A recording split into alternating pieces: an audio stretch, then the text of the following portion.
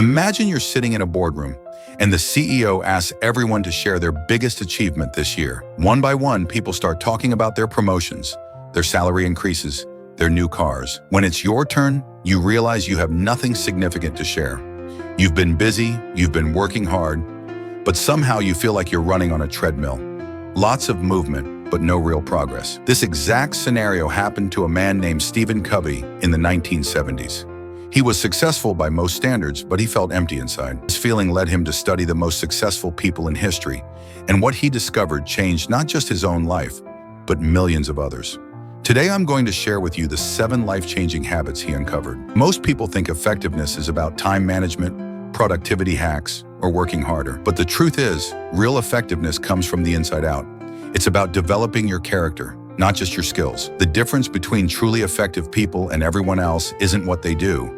It's who they are. Habit 1, be proactive. Let me tell you about 2 employees who worked at the same company. Sarah and Mike both faced the same challenge. Their department was being downsized and layoffs were coming. Mike's response was typical. He complained constantly, blamed the economy, cursed the management, and spent his days worrying about things he couldn't control. He would say things like, "There's nothing I can do. It's not my fault, and they should have seen this coming." Sarah took a completely different approach. Instead of focusing on what was happening to her, she focused on what she could control. She started learning new skills during her lunch breaks, reached out to her network, and even volunteered to help train the remaining team members. She took responsibility for her response to the situation. 6 months later, Mike was still unemployed and bitter. Sarah, she had been promoted to a management position in another division. The company was so impressed with her proactive attitude that they created a new role for her. This is the power of being proactive. Proactive people don't waste time and energy on things outside their control. They focus their efforts on their circle of influence, the things they can actually do something about. Reactive people focus on their circle of concern, all the things that worry them, but that they can't change.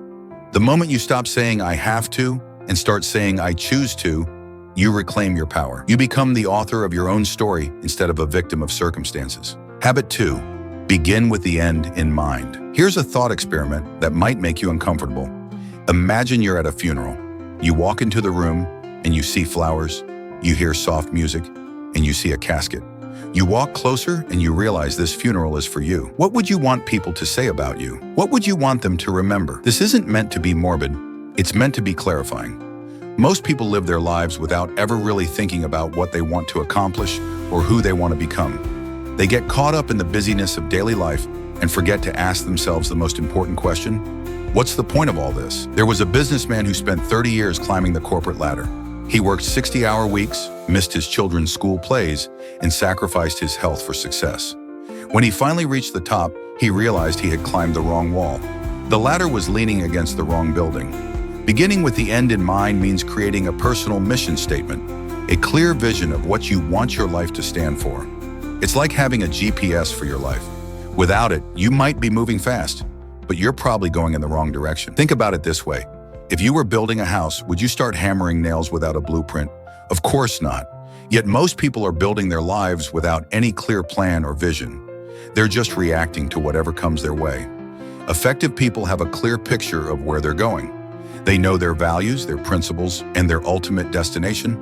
This gives them the power to say no to things that don't align with their mission and yes to things that do. Habit 3, put first things first. 4 a.m. to 5:30 a.m. Now that you know where you're going, the question becomes, how do you get there? This is where most people fail.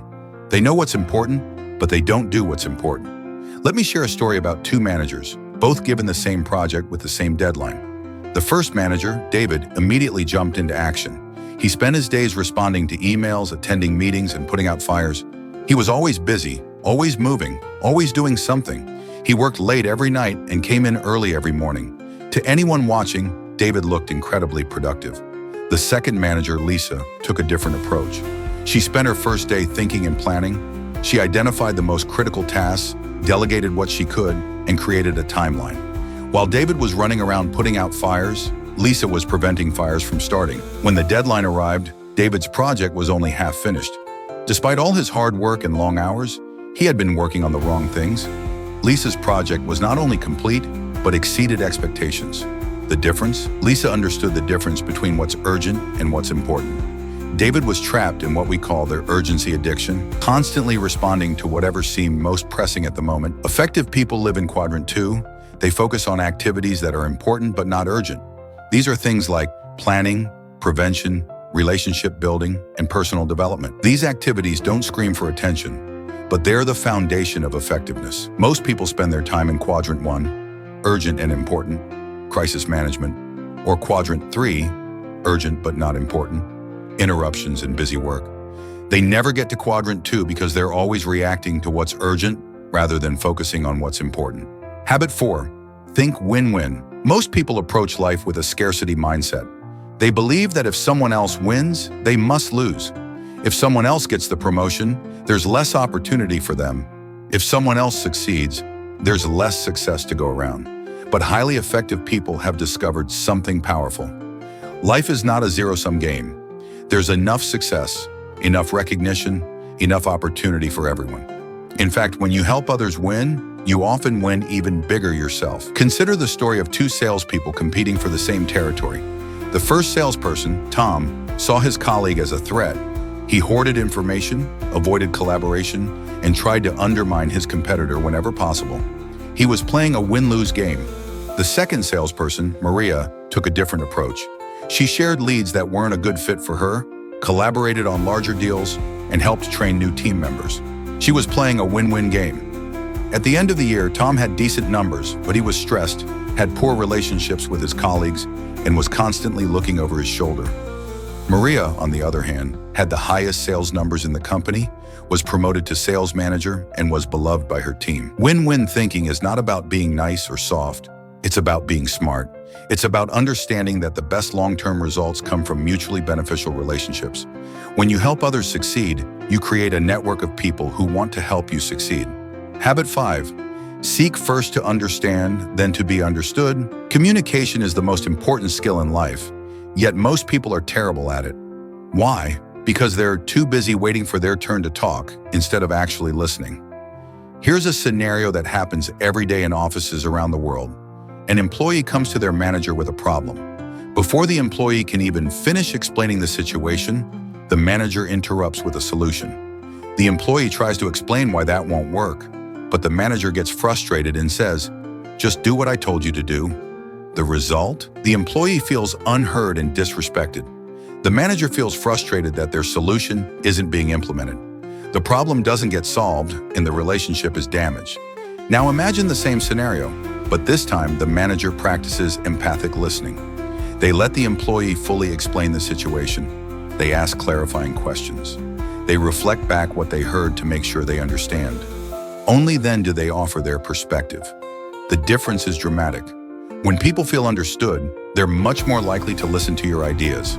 When they feel heard, they're much more willing to consider your solutions. Most people listen with the intent to reply, not to understand. They're formulating their response while the other person is still talking. Effective people listen with the intent to understand. They genuinely want to see the world through the other person's eyes. This doesn't mean you have to agree with everyone. It means you seek to understand their perspective before you try to share yours. It's about diagnosis before prescription. Habit 6. Synergize. Synergy is when the whole becomes greater than the sum of its parts.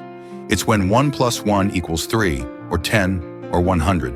It's the magic that happens when people with different strengths and perspectives come together to create something extraordinary. Think about the greatest achievements in human history. The moon landing wasn't accomplished by one brilliant person working alone. It was the result of thousands of people with different skills, backgrounds, and expertise working together toward a common goal. The internet, modern medicine, space exploration, all of these were synergistic efforts. Yet in our daily lives, many people are afraid of synergy. They're afraid that if they collaborate with others, they'll lose control or not get credit. They prefer to work alone, even when working with others would produce better results. I once knew a project manager who was brilliant but insisted on doing everything himself. He would work 18-hour days rather than delegate. His projects were always late, always over budget, and always stressed everyone involved. He was so focused on control that he forgot about results. Compare this to another project manager who understood synergy. She brought together people with different skills and perspectives. She encouraged debate and discussion. She celebrated diverse viewpoints. Her projects were consistently on time, under budget, and produced innovative solutions that no one person could have created alone. Synergy requires valuing differences. It means seeing other people's strengths as assets, not threats. It means being willing to say, I don't know, and what do you think? It means creating an environment where the best ideas win, regardless of who thought of them. Habit 7, sharpen the saw. Imagine you see someone frantically sawing down a tree. You notice they're making very little progress, and you ask them why they don't take a break to sharpen their saw. They reply, I can't stop to sharpen the saw. I'm too busy sawing. This is how most people approach their lives. They're so busy doing the work that they never take time to improve their ability to do the work. They wonder why they feel burned out, why their performance is declining, why they're not growing. Highly effective people understand that their greatest asset is themselves. They invest time in renewal and self-improvement across 4 dimensions. Physical, they exercise regularly, eat well, and get adequate rest. They understand that physical health is the foundation of all other effectiveness.